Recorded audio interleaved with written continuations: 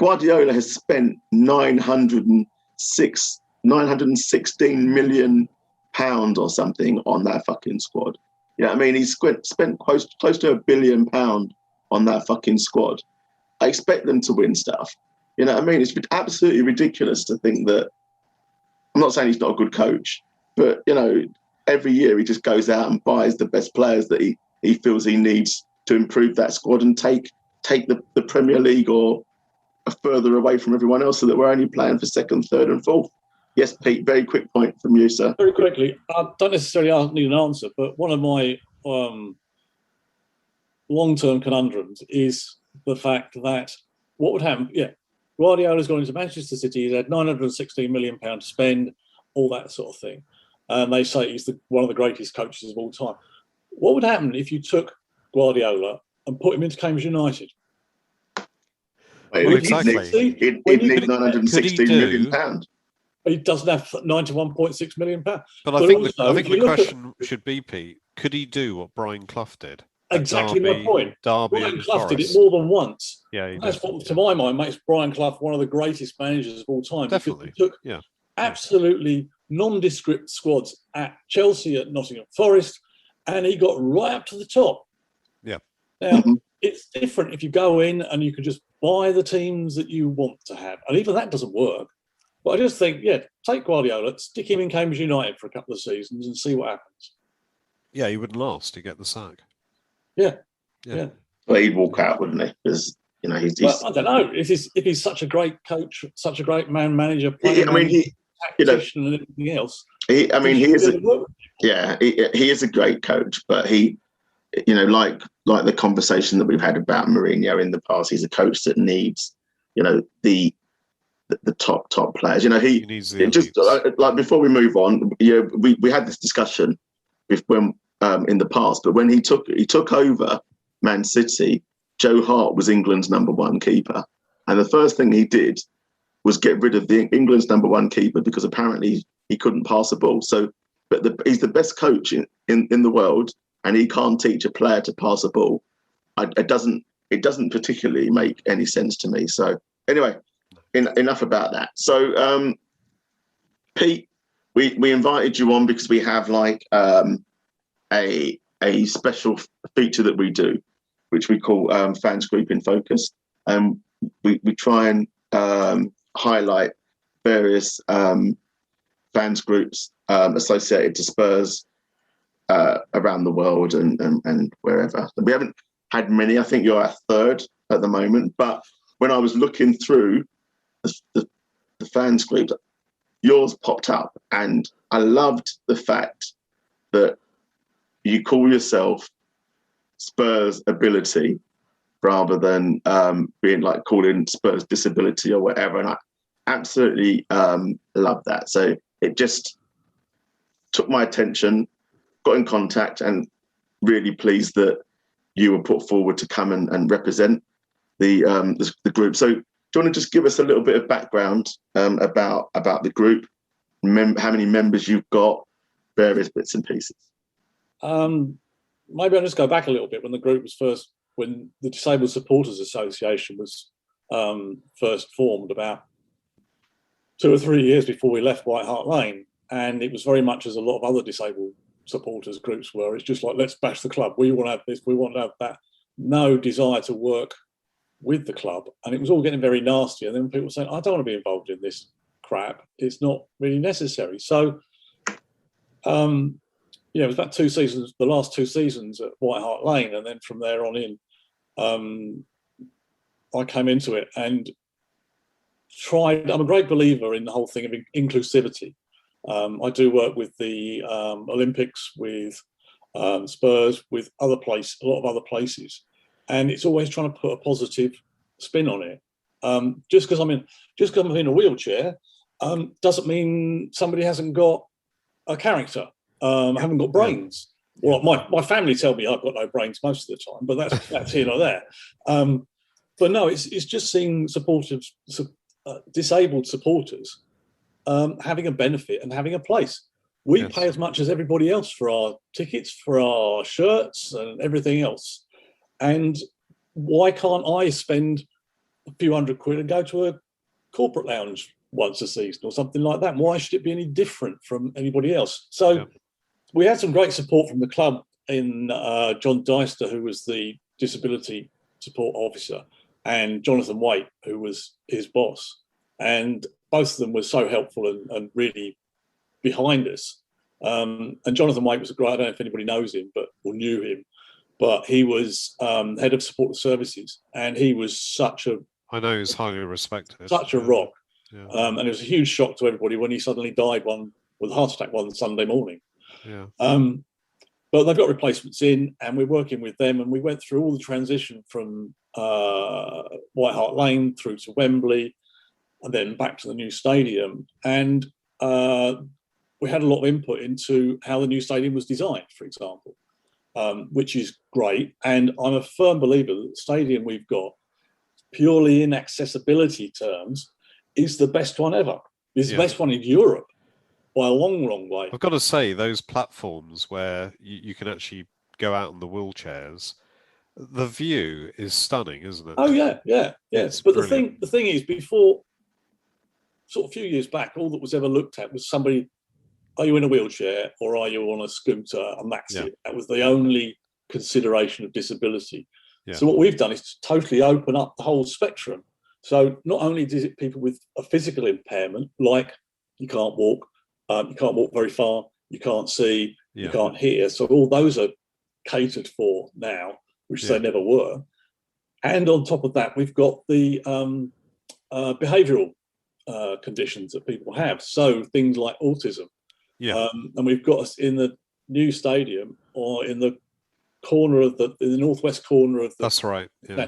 We've got a sensory room. Yeah. So that if there's somebody in their family has got somebody who has got autism and is struggling going into a loud crowd or anything like that, they can go in there. They're protected. They're safe.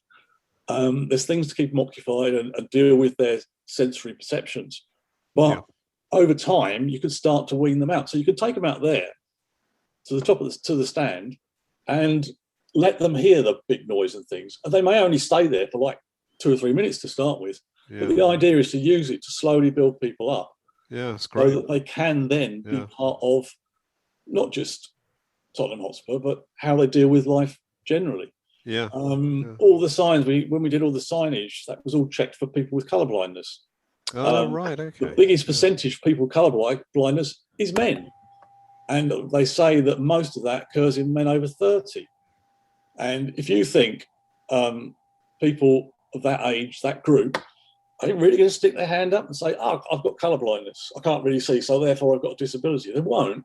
So what we've had to do is to do it in an indirect beneficial method. So, I mean, we've still got a long way to go with the stadium, but that will happen. But then what we've also created is effectively like a support group. It became very obvious once the lockdown started that people couldn't get together.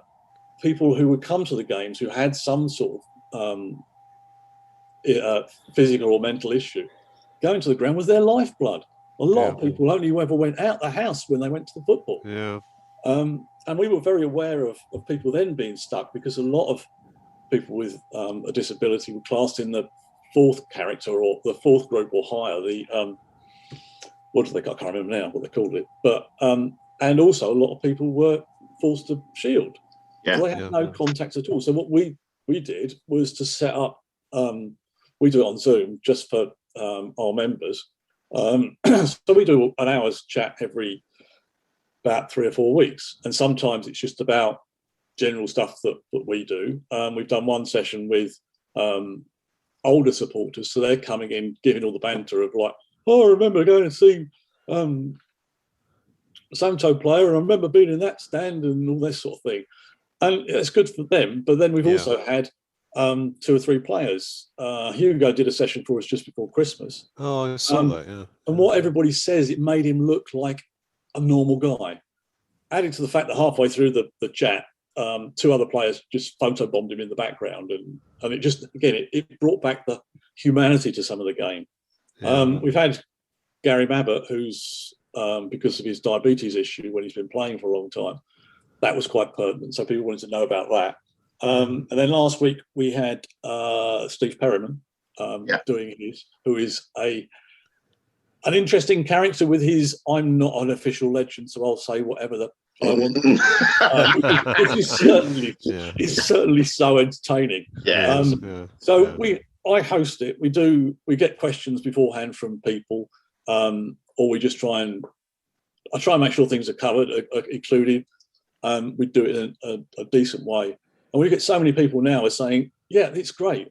Even though they go back to the stadium, they want us to carry on doing it because it is this lifeblood, this inclusion. And that's what people want from a club like Tottenham or Cambridge United or Norwich City, possibly not Ipswich Town because they've got nowhere to park the tractors. But they still want that inclusion. They want to be part of the Spurs family. And it's an expression that the club sell all the time with part of the Spurs family and things like this. So we're trying to do whatever we can, and we get help from Donna, one of the directors. She's very, very supportive to us, and things like that. And the stewards and the people on match day are helpful, but it's done in a way so if somebody does have a problem that stewards aren't there, there's usually one of us around that can go over and say, "Look, do you need some help?" And I've got their phone numbers, and I'll phone up the stewards and get them around there. Yeah. But it's that whole thing, and that's what's great in the South Stand is that the seats, I mean, apart from being probably the best seats in the house, I think, not that it's just because I've got one, but hey, in the South Stand, you're right in the middle of the noise. Yeah. Right in the middle of the atmosphere. And as far as I'm concerned, I'm no different in my wheelchair to the guys in front of me who are standing and shouting and hollering and everything else. And the sheer volume of the noise that's coming from behind me and all around me. Yeah. And that's irrelevant of having a disability. I mean, if you saw me now, what I look like now, you wouldn't know I had any disability. Well, you might do. Don't answer it. Don't answer that. But it doesn't look like I've got any disability. The only fact is I can't walk. Yeah. I can't walk. But I've still got a personality. I've still got an opinion. Yeah. And you also have to deal with certain things like, I'd love to go out there and kick a ball.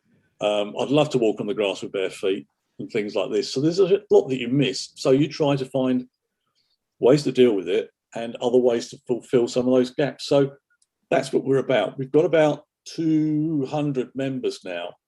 There's something like 3,000 registered on the club's access scheme. Yeah. If you want to get a ticket, even if it's one game, if you want to use one of the accessible seats or the ones you can walk to or anything else, you've got to be registered with the access scheme.